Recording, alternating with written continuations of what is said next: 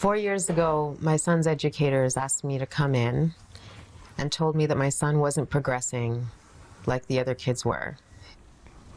Hi. They called him a reluctant reader. They told me something was wrong, and I said, yes, it's you.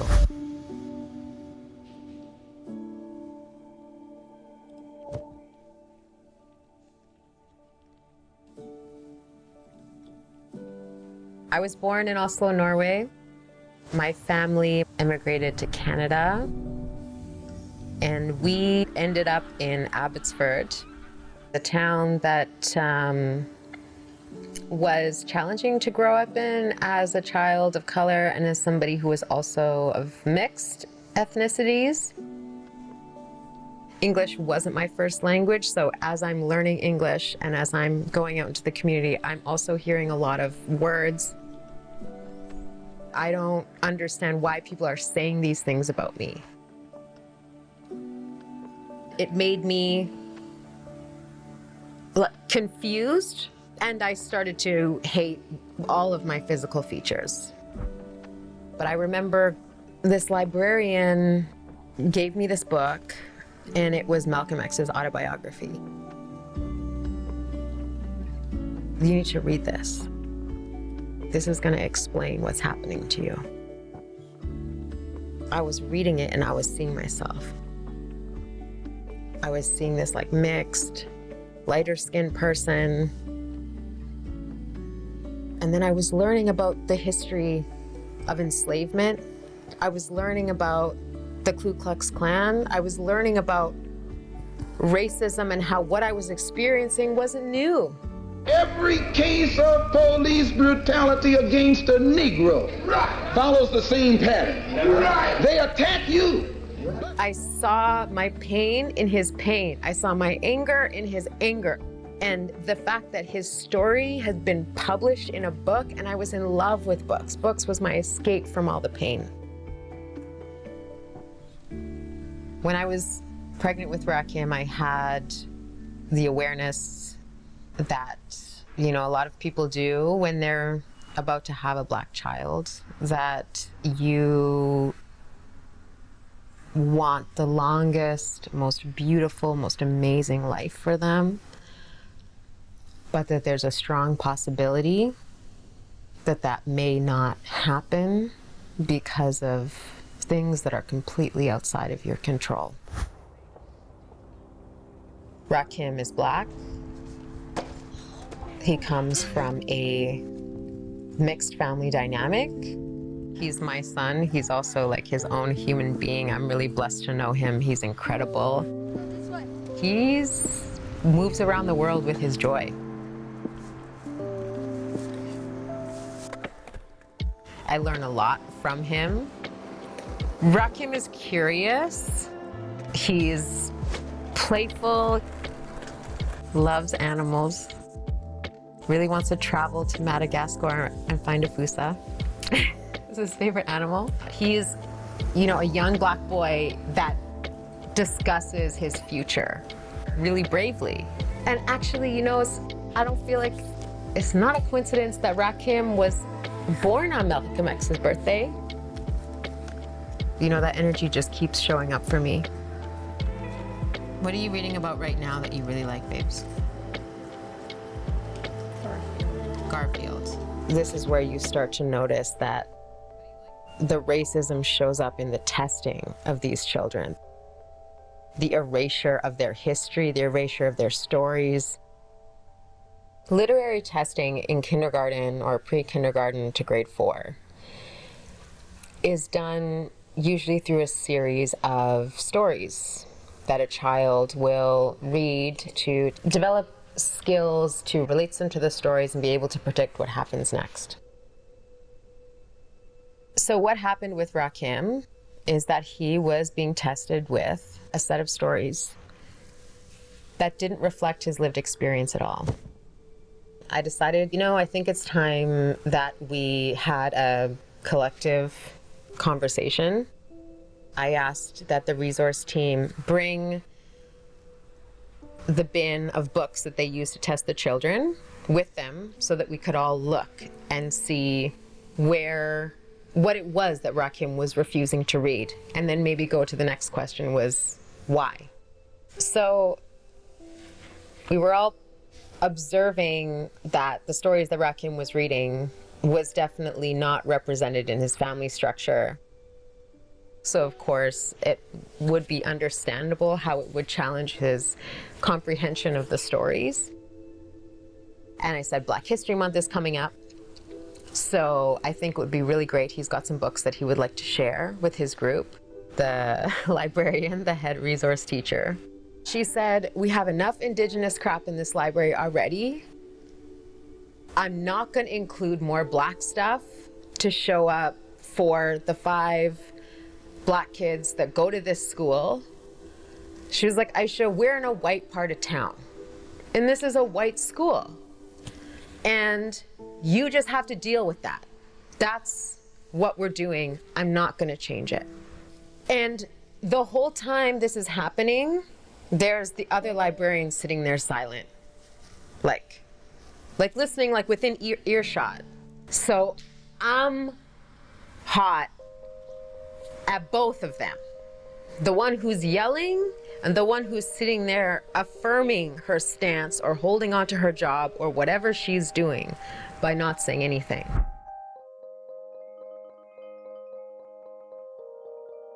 I knew that this could go a couple different ways.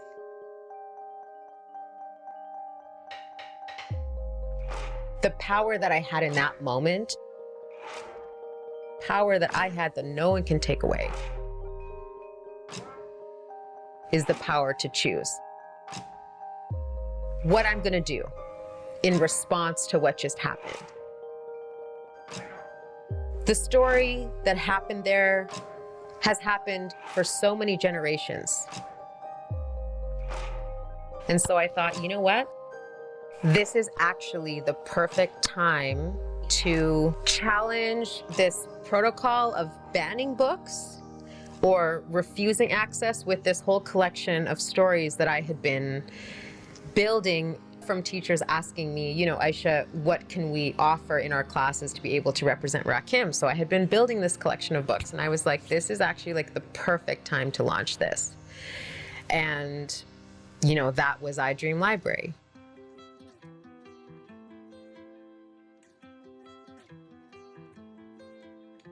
I Dream Library is my vision of the future of education, what education looks like 50 years from now.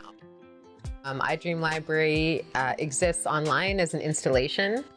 It is a space that's completely accessible, so it's not restricted by memberships.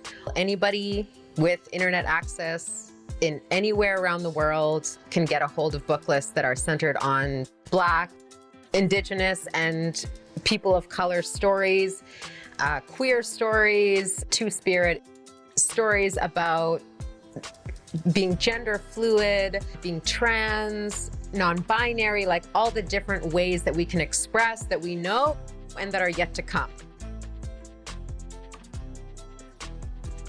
We design anti-oppression and anti-racist curriculum. We offer actual frameworks that we design to be able to select stories that are equitable, broadly understanding how reconciliation, allyship, diversity, and anti-racism shows up in different ways in the stories that you choose. I started to design them with Rakim. So he's one of the curators of our book list. Rakim, look at this piece. Since we started in February 2019, which is when we first launched, we've come a long way. And it's been a lot to get here, but we've had incredible support from community. One of the spaces that was unexpected, and I didn't intend to end up here, but I am overwhelmed and so excited to be here, is in the Vancouver Art Gallery.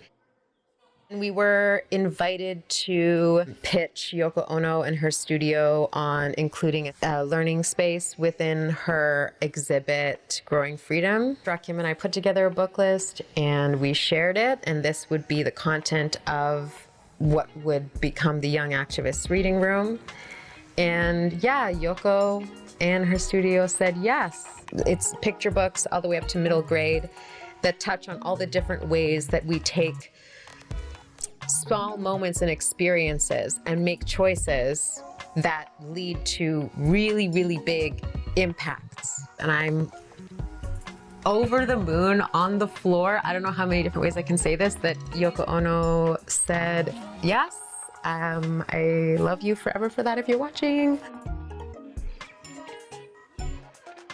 I'm really inspired and grateful for this opportunity for the community to come and share in a little piece of our vision and what we do. And we hope that you're inspired by it too.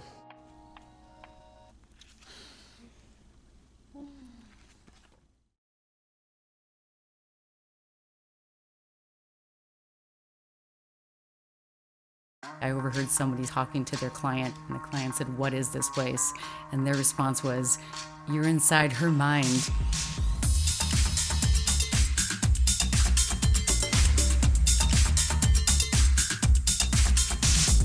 This 25,000 square foot space of indoor, outdoor, live performance, galleries, stores, studios, 100 artists, the trials and tribulations, the doing things and failing, the doing things without permits, getting caught, manipulating things to happen, and like that we're actually still standing here in spite of all the odds.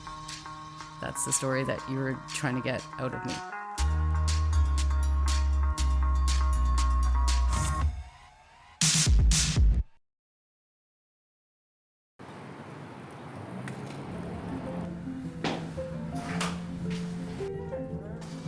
Beaumont is a space for artists who are in business for themselves, doing something that they love and that they're passionate about.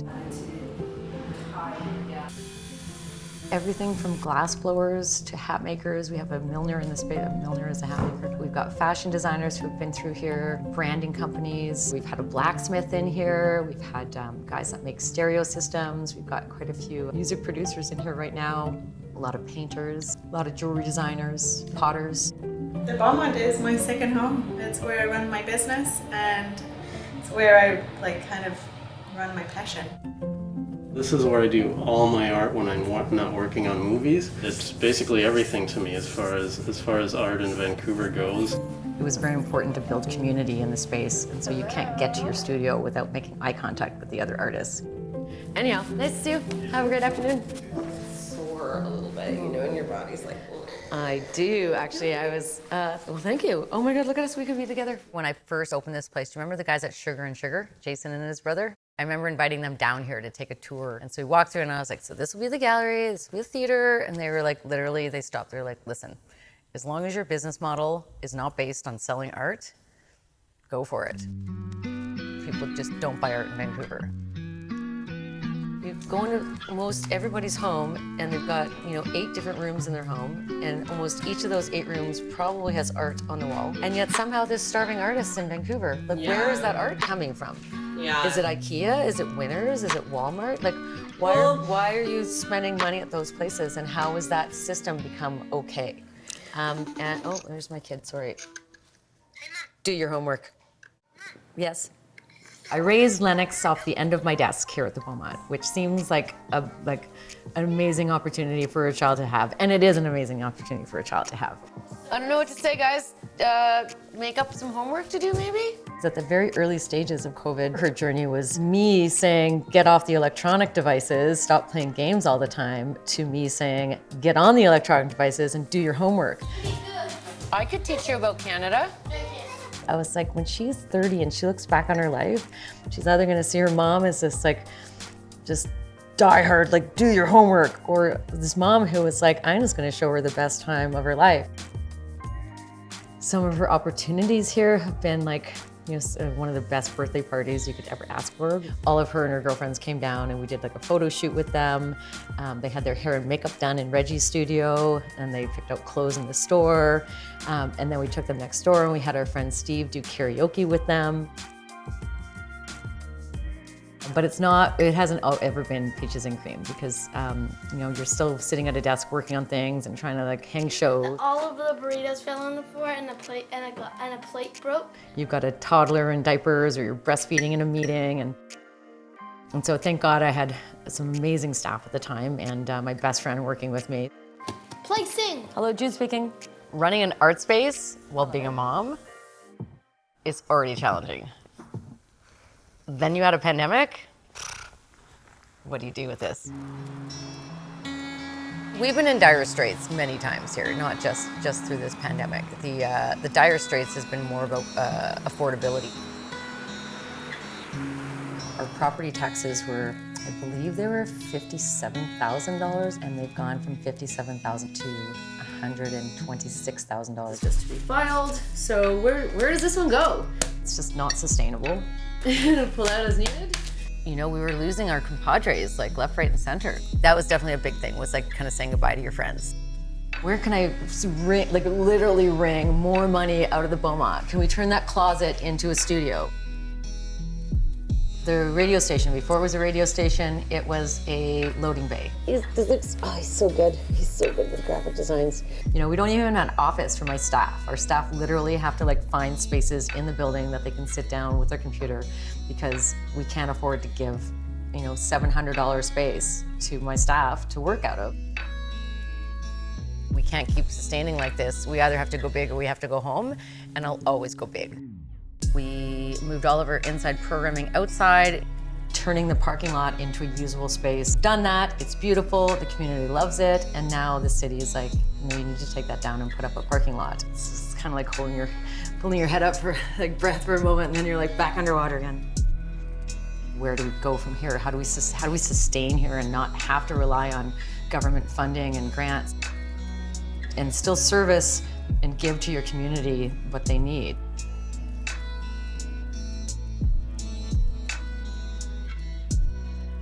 Sometimes I feel like Beaumont just breezed through me. It's not even me. It's like the Beaumont decided it was going to do these things to survive. Other studios were just closing up over the course of 6 months. And so when we were hey, the Beaumont's doing something, everybody in the city heard us. So we were what can we do? I want to afford property in Vancouver. Comedy nights, movie nights, theater nights, interactive installations, sound and light experiences, games rooms. We've got a glow-in-the-dark pitch and putt area.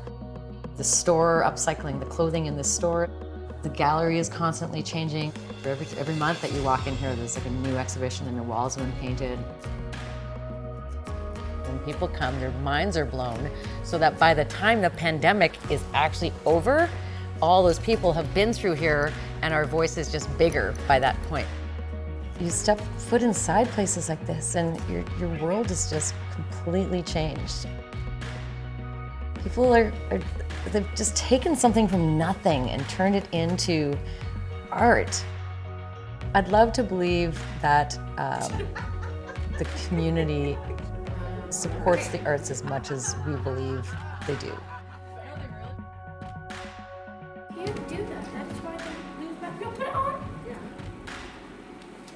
We'll see how Lennox comes out the other side in the future with looking back on how she sees me and what I've done here. I have no idea who she's going to be and what her interests are going to be. I would hope that she would carry on and stay with this space and keep the torch high and alive. Yeah, I hope that she takes what she's learned from here and goes off and explores the world with the same excitement that I have for this place with her own journey. Yeah, I hope it's here.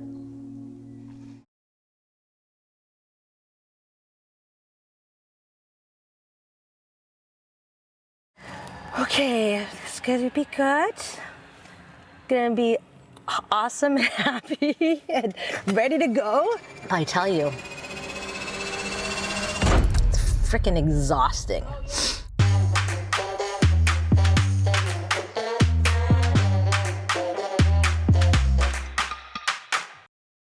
life pre-mom. Oh my God. I was cheerleader, getting tossed up in the air, getting dropped down. Michael Jordan right there. And then I competed on the Canadian National Aerobics. And I came bronze medal in Canada. I got a job at Club Med as a fitness instructor. And I did wakeboarding shows. I was diving with the #1 free diver in the world. I started managing Gold's Gym in the Bahamas. Traveled all throughout the Bahamas. Managed a Gold's Gym in Grand Caymans. Finally, I was like, okay, island life was done. Let's get back to Canada. I didn't realize that I was pregnant, so I had a low-laying placenta, had to stop training. In essence, I had to stop exercising, I had to slow down my body, and I got to eat filet of fish in McDonald's because that's what I love. She was a big baby. I had to have her. She was a last-minute C-section because her head was 2 centimeters bigger than the normal size. And nobody teaches you how to repair your body after pregnancy, inside and outside. Okay. Guada. Okay, brush your teeth. Brush. Sydney Noelle Robertson. Oh yeah, well, 11:30. You'll just come right after cheer. She is. Okay, you can come right after. You can come after cheer. 5. Because they tell us. Seems like she's gonna be turning 18 according this morning. Okay. Timer's on. 8:03. Let's do this. Every single day is like hard for me to motivate my partner and the teens and the influencers in my child's life. I don't want to go out because, like, well, why are they not going out? It's important for me as a mom. We're out all the time. But the last year, COVID. The struggle is huge. I'm a fitness wealth advocate. For me, like, I get gratification when I see people dancing. All the people that would do fitness classes with me would get awarded at the end of the week with us. Bless the time that we had when she was younger, that I was able to reach out to all of this community because we can physically go there. But the last year, all these mothers have been struggling.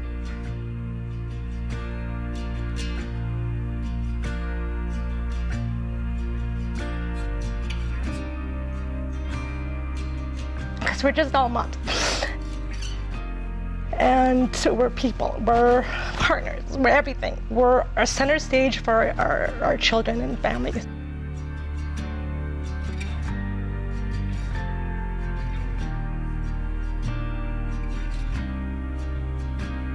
I was like, stop making excuses. I have to create this inner me again to try to influence these other moms that have no training background or no dance background.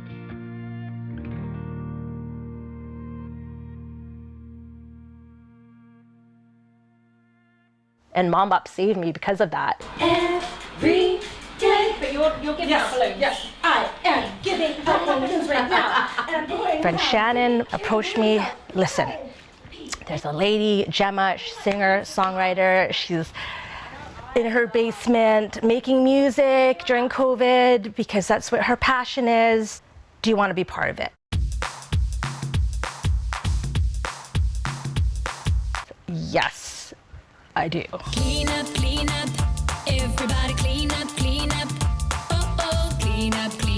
Mom Bop, curated by moms, made for kids. Clean up, everybody clean up, oh, We would meet up every Wednesday, and each one of us, we all bring our superpower to the table. Clean up your toys. So it's like, okay, I'm a fitness wealth advocate movement. Then we have Jolie, who's our clinical therapist, so she's our soundboard. Then we have Joanne, who is our government official politician, and then Gemma, who's our mastermind and love for music, has brought us to where we are now, and that's Clean up. Everybody do. Everybody do.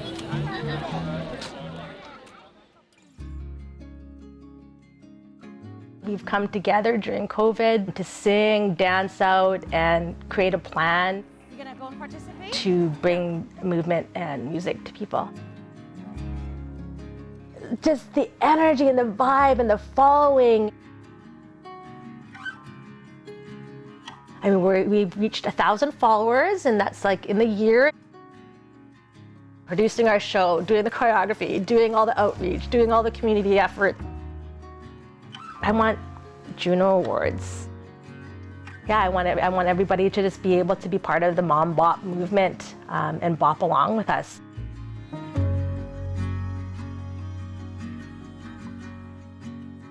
I want the rest of the world, I want the rest of moms and dads to realize that it's okay to just let loose and let go and not care about what everybody is thinking. Hi, baby. Hi.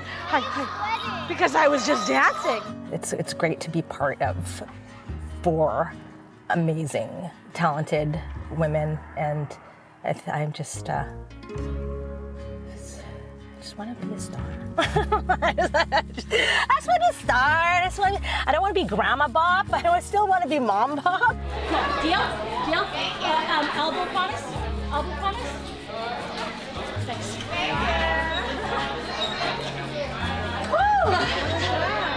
For my little one, I'm just gonna go and pick her up now from cheer and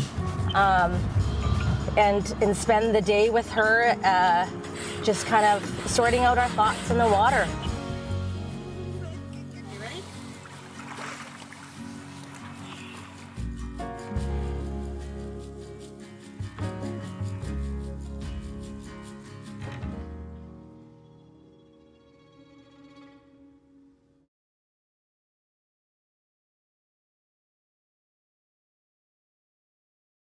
Good boy. I am a mom, first and foremost. I am a wife. I am a daughter, a sister, a friend. I'm a family doctor. I'm my own person trying to figure things out.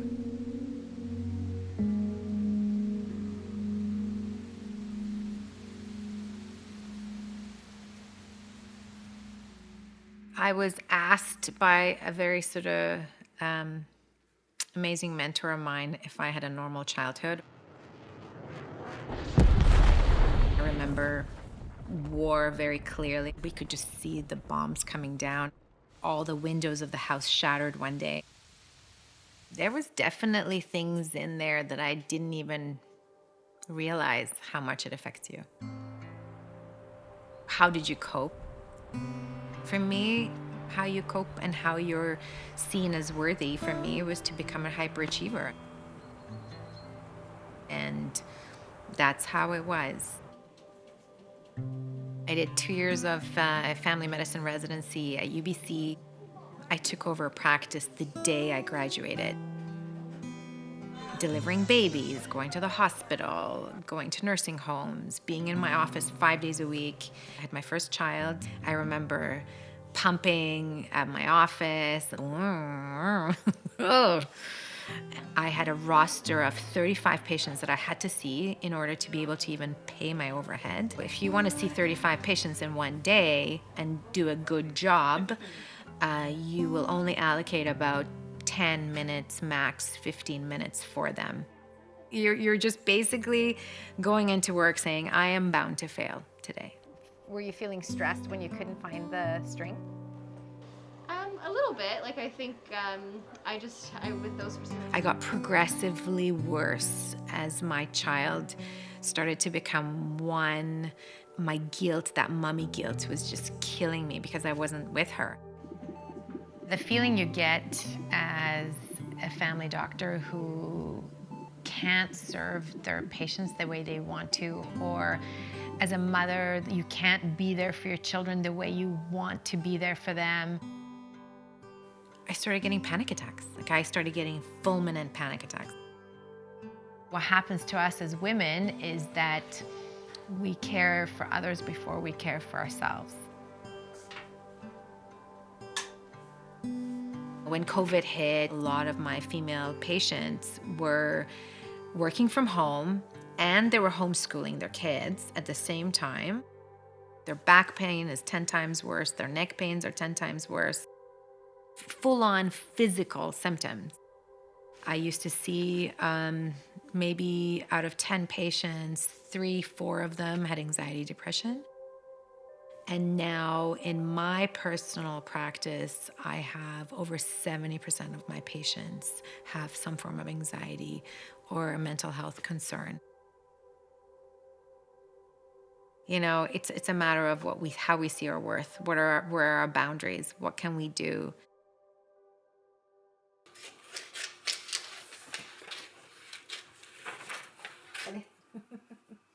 Once I made a vision board and I put a picture of a dog, and I got a dog that looks exactly like it.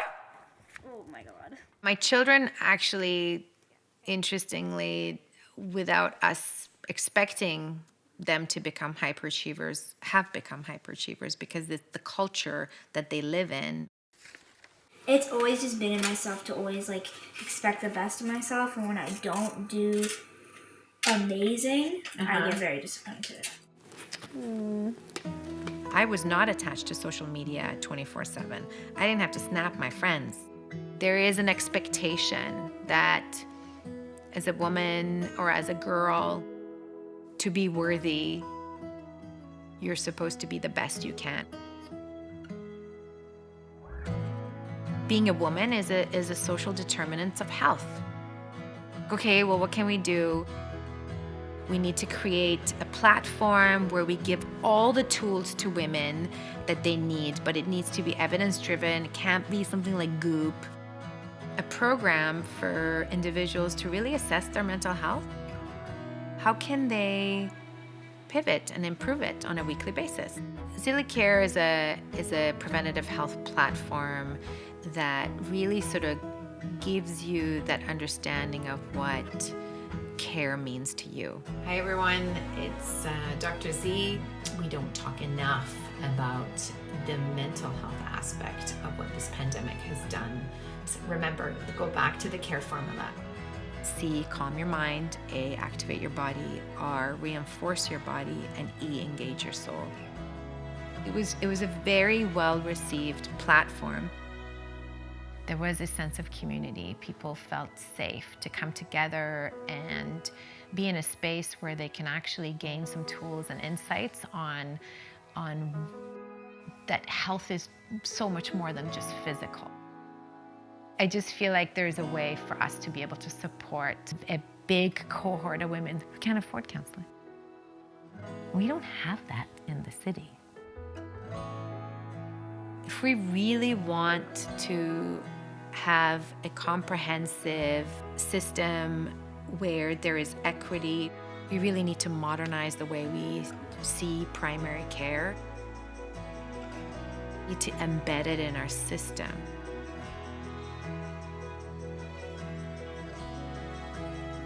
For any mom who is out there who's constantly judging themselves, or should have said this, you know, just speak to yourself like you were to you're speaking to the best human being on this planet Earth. Like when she was giving a speech. My girls, like, they know that You should do whatever you want. whatever they want to do in life, they should choose to do it because there's a purpose attached to it that really feeds them as individuals. They can do and be whoever they want to be. For them, what I would love them to find is find a way to have access to themselves all the time, like to really know who they are.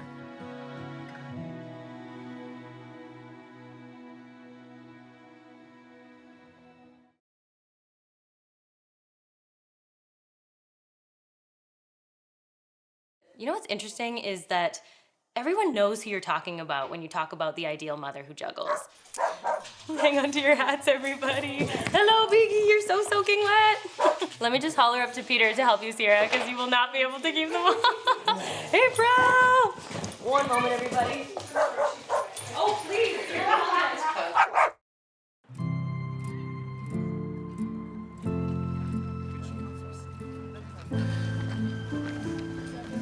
Yes. All right, let's go together.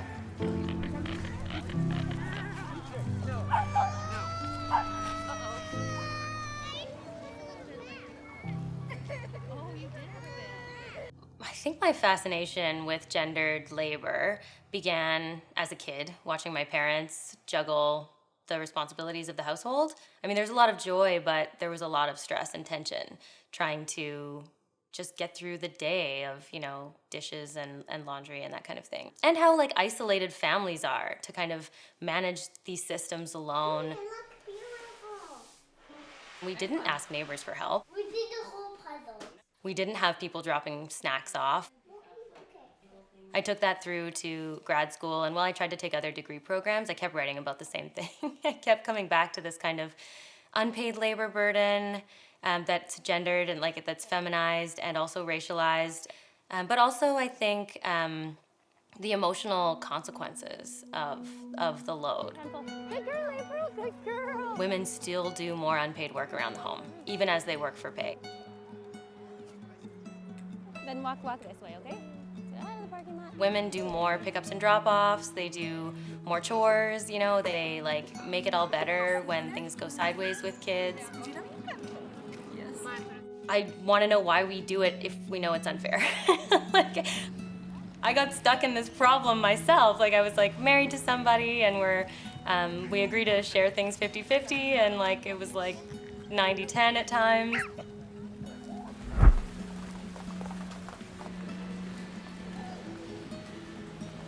My grad school research was on representations of mothers in the popular sphere, and I decided to write the book, Juggling Mother, when I had a baby and realized how stuck and entrenched, like how stuck I was to this dream of this, like, have it all.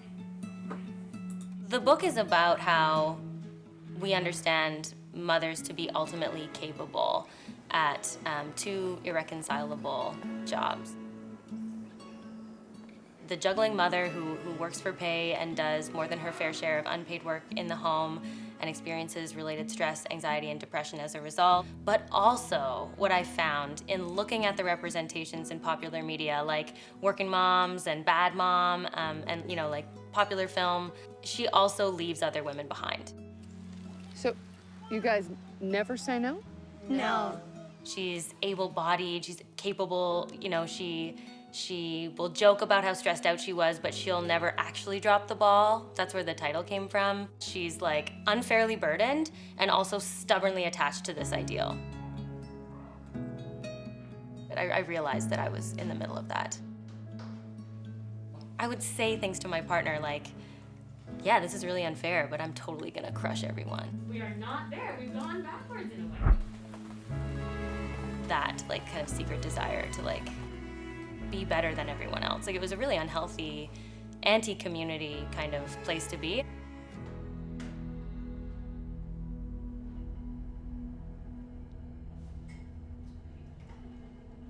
When I first became pregnant, I remember feeling this like weight on my chest, like this sort of sense of needing to keep everyone together, be always thinking about like the running kind of family to-do list. When I get home, dogs will probably need another walk. And I don't think mothers in our culture are taught to view their own needs as important, like especially when they're keeping young people alive. Especially because this was happening in the pandemic. Like our schedule, it was like on like a notepad on the kitchen table that was like, we divided the day into 1 hour segments, including like when the kids would get screen time and when they'd have to be outside and like working out and try to be eating well and like, you know, keep all of these goals alive at a time when I think something had to give. I actually just hit such a wall that I could not get out of bed.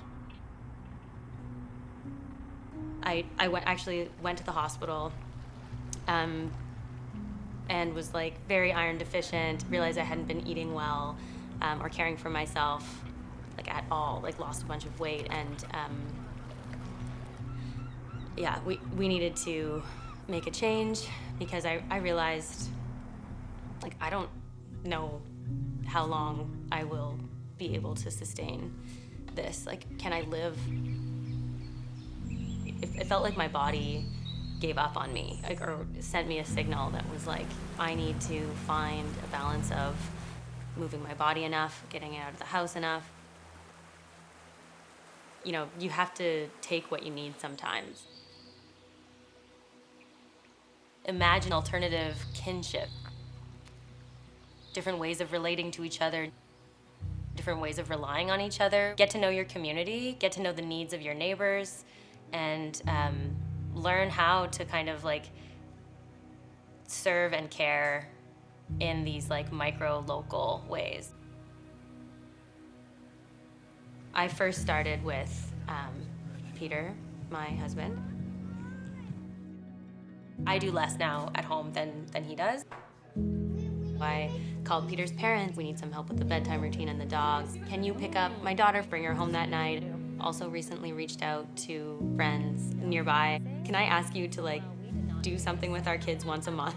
And they were like, sure, yeah, anytime. That felt awesome. The thing I imagine, like the utopian vision I have for families, just living well together and not having these like intense feelings of guilt when we ask for help, or shame if we feel like we're going to fail. It's really about human connections over paid labor and success.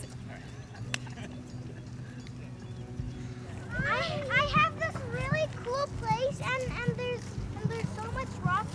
I'm doing something that other people have always been forced to do to get their extra needs met, or don't have the option to do. For many people, it's a necessary way of life because our social welfare state does not provide for families. Like, that's just the reality.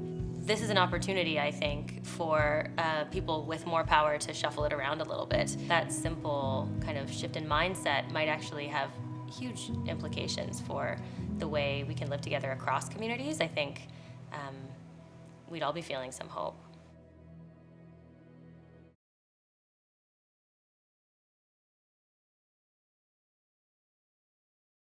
When I was running for politics, so many people have asked me about, how about your son? It sounds like running for politics and childcare don't go well together. No, you can actually go well together as long as we create that environment for women to run for politics and come in.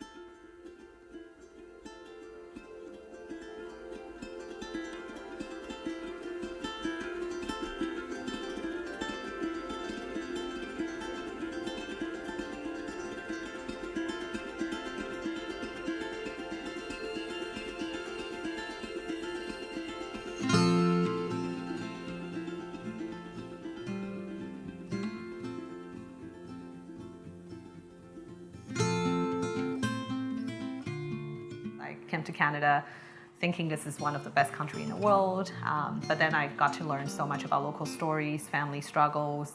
A lot of hardworking families barely can make ends meet, even though they work, 1 or 2 full-time jobs sometimes. So when I was pregnant with my son, I decided to run for public education. My main job is to push forward a new social program, inclusive universal childcare system for all BC families. BC became the first province to start a national childcare plan. Vast majority of childcare workers are women. 97% of childcare workers are women. How come women has been historically carrying the responsibilities of looking after our young children?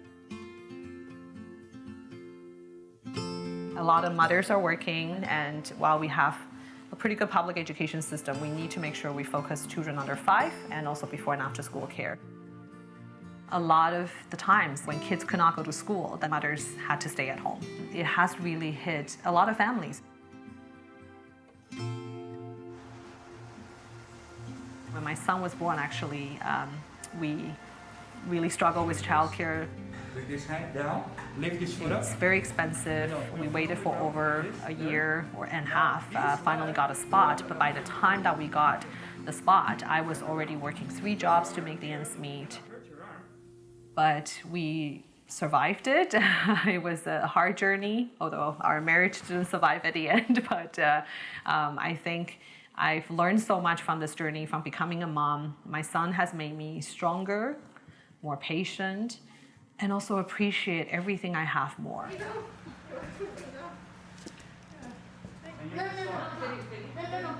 I've learned really so much from him. He taught me about kindness.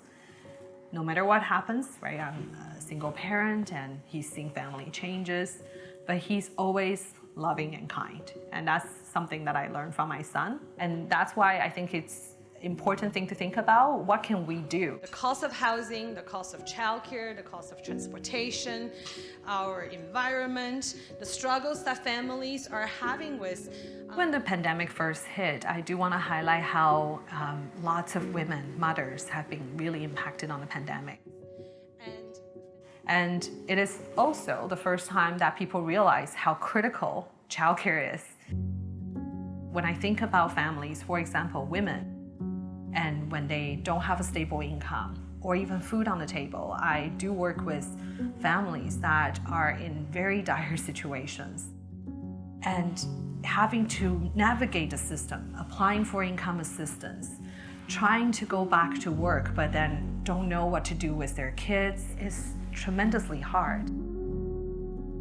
How do we invest in social policies and a strong network for people to be able to get assistance when they need? We're going to provide funding to support them. We're going to bring down the cost of childcare significantly by the end of next year by almost 50% in their childcare fees.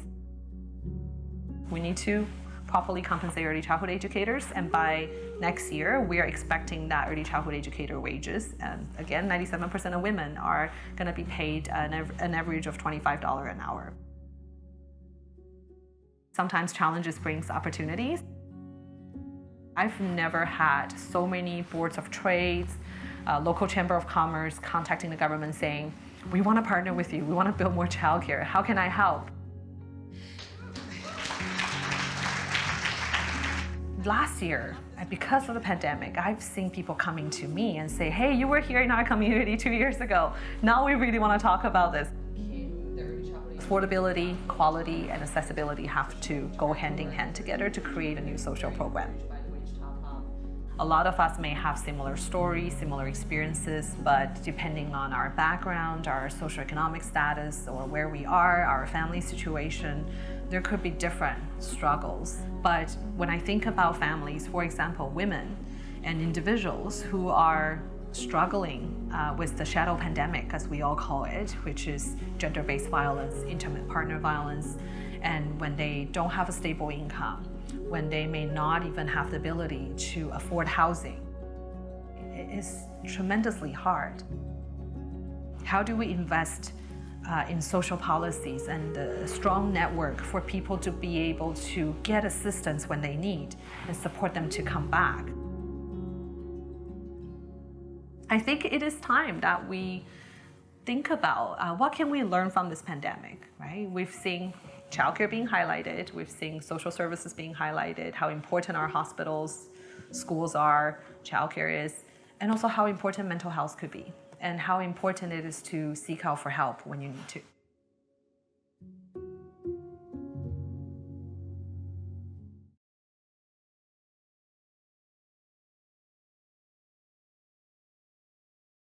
When you're talking about like housing affordability and all of that stuff in Vancouver, it's like I had him in 2015 and then I didn't go back to work after my mat leave ended in 2016.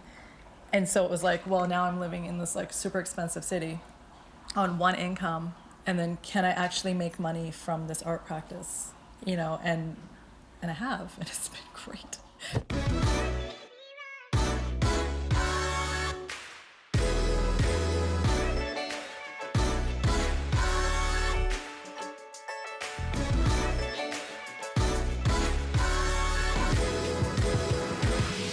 I always knew that my heart belonged to art. I drew all the time. My mom would just give me pads of paper and pens, and I just spent my childhood drawing.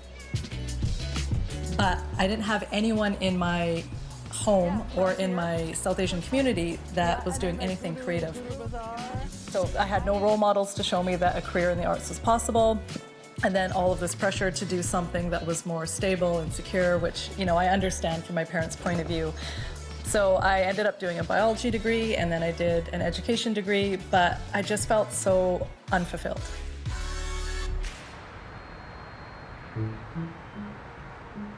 And so when I turned almost 30, I decided to go back to school and study art. And the moment I walked into those studios, I felt like I was home, and I'd never ever felt that feeling before.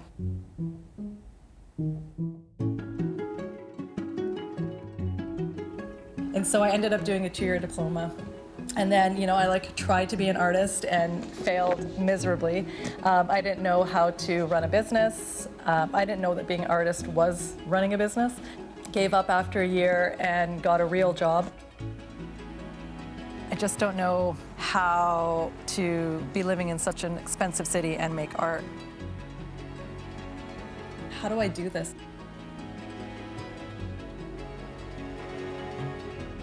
After I had my son, my husband suggested that I stay at home with him and work on my art full time. But what are these circles here?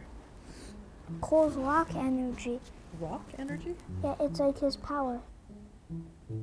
And so at 41, I committed to my art practice, and I've been working really, really hard. And, you know, I'm really proud to say that I am a successful practicing artist, and I'm supporting my family with my income. We do live in a very expensive city. It was very scary to leave a secure job. If you don't believe in yourself, who else is going to believe in you?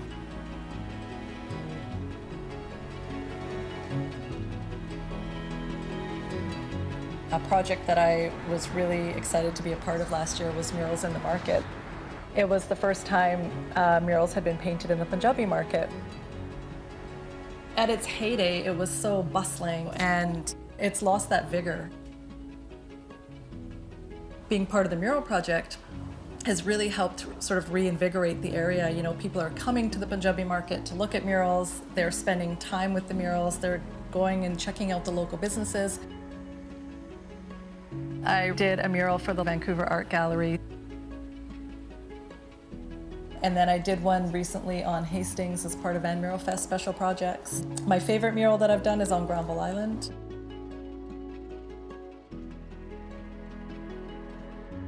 Yeah, I probably have like close to 30 murals in Vancouver.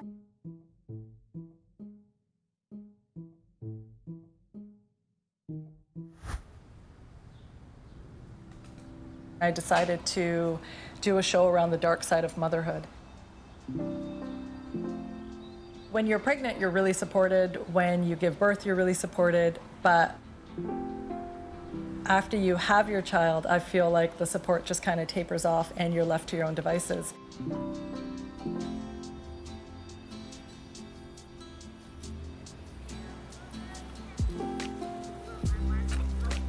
I wanted this show to speak to these societal expectations or pressures of maternal perfection and the contrast with maternal distress. I didn't know mom rage was a thing, but apparently it is.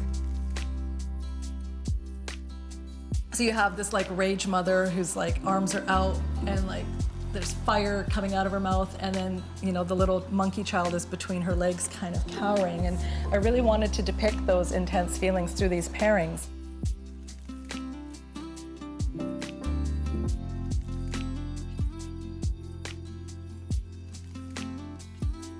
It was really interesting to see people's reactions because mothers obviously connected with the work right away.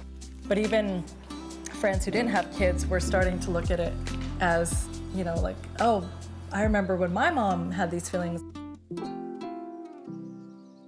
If you don't believe in yourself, who else is going to believe in you? You really think about what kind of role model you'll be to your child. And I just thought I don't want my son seeing me going to this job that I don't really feel inspired by every day.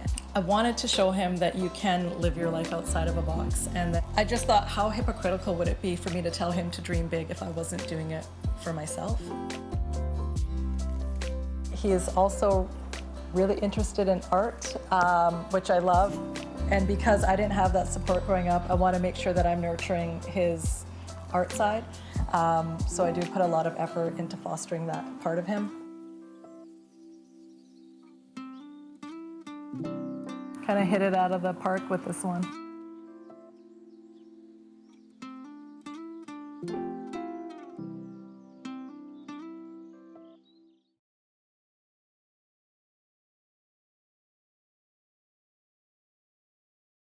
There you go.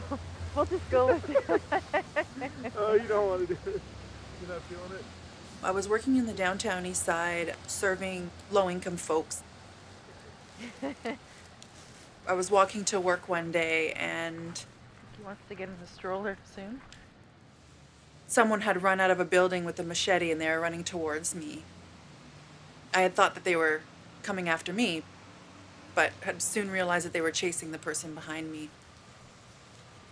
I was a little bit traumatized by it after that, and so I was kind of at a crossroads in life and, you know, with what I wanted to do, and so I went to a ceremony and I had a vision of opening up a bookstore.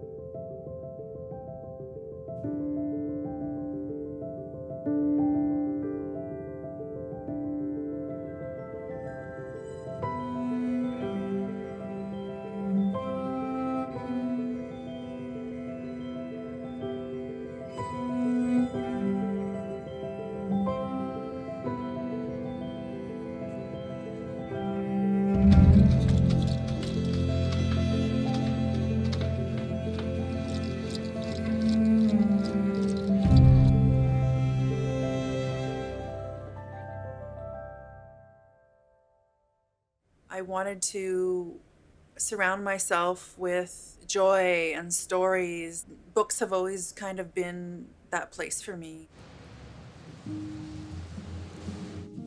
Before COVID happened, you know, we weren't too busy.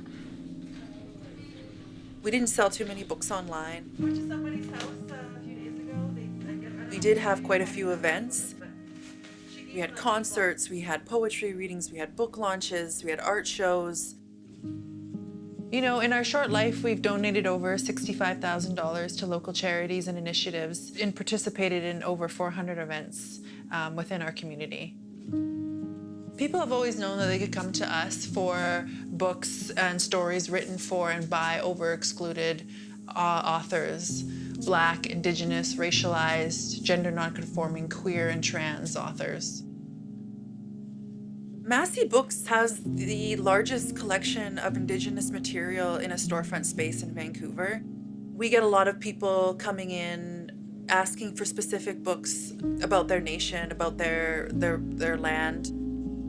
If you know anything about the history, records were destroyed by the church. 200,000 documents alone were destroyed by Indian Affairs between 1933 and 1945. And also, history in general is written by settlers. It's very easy, for instance, in my family, on my dad's side, who is European English, to go back to 900 AD, you know, and have that history there, have the family tree. But on my mom's side, I can only go back to 1900. This is a portrait of my mom when she was 15 or 16. She had won a competition at the local friendship center. She was required to make her own regalia, her own dress, and answer questions about Canada. My mom never knew how to read or write till she was 68, I think. She read me her first book. Look, Spot, run. See Jane run. It was a proud moment for her. Yeah. My mom left when I was 3 years old. something out of her control. And so for a large portion of my life, I was raised by my dad. But my dad was always good about telling us where we come from and telling us that we're Indigenous. Part of the reason why I wasn't raised by my mom is because of, you know, colonization. You know, without kind of divulging too much of her own story, without having her permission to kind of relay what happened to her.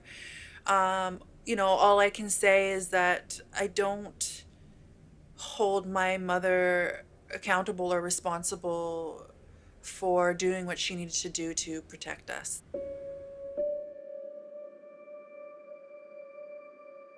A lot of Indigenous people were taken from their families. And to Melissa, my dear, safe journeys. And now you're with your late sister, Charlene, and you can please watch over your 3 beautiful children. A lot of Indigenous people were displaced because of residential school, migration, and the foster care system. There's ways to celebrate indigeneity in the city. I've always known that I've been Indigenous, and I've always kind of celebrated it the way that I know how.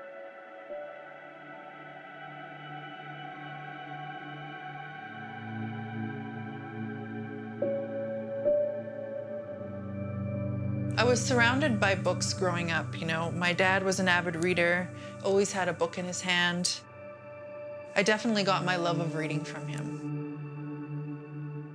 In 2019, my dad got cancer and ended up passing away. And that was right before COVID happened. He wanted to die in his basement of his house, looking out the window, surrounded by family, and that's exactly what he got. We were all standing around him, singing him songs, and he departed while we were all there, kind of holding on to him. It was just the most beautiful thing I have ever been a part of in my entire life.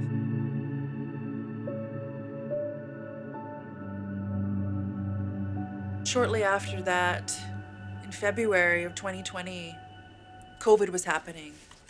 Because we were Massey Books is situated in Chinatown, and there was a lot of racism around COVID and the Chinese community, people were avoiding the neighborhood, and we saw a drastic decline in sales. One night I was having dinner with a friend. I had thought to myself, I'm just gonna announce that we're doing free shipping to kind of get us through this period so that, you know, we can make sales the best way that we can. Immediately, it was like overnight, our business tripled. From that moment on, the bookstore has never been the same. We saw more sales, online sales, in the month of June in 2020 than we did for all of 2019. I worked myself. I worked 7 days a week, 10 to 12 hours a day. I was puking every day. I was puking while I was at work. I discovered that I was pregnant. What time is it? Maybe I should feed him quickly. We had to hire more and more staff. Yeah, apparently it happened at Paper Kind Mart, of, too. in such a short amount of time, have had to reinvent ourselves, but all the while being a store that still does what we value. Yeah, you gonna buy some books? Which is promoting uplifting and celebrating the stories of over-excluded authors. You know, being raised by a father who was a union leader, who informed me of wage rights, I've always wanted to provide a living wage. Decolonizing our store, it's something that I'm working on. You know, I've got this leadership coach, Indy Bath, that I'm working with. We've been talking about some visioning for the team. You know, what the last 2 years has really shown us is that there's a real need for personal and collective transformation. 2 years from now, a world that needs drastic systemic change. There's a really great quote by Dr. Perry, who wrote a book called What Happened to You? And he says that relationships are the currency of change. How I am in relationship with my staff and the community is not just a way to run a business. It's a way of changing, you know, the world around me and the world that I live in into one that I want to leave behind for my son.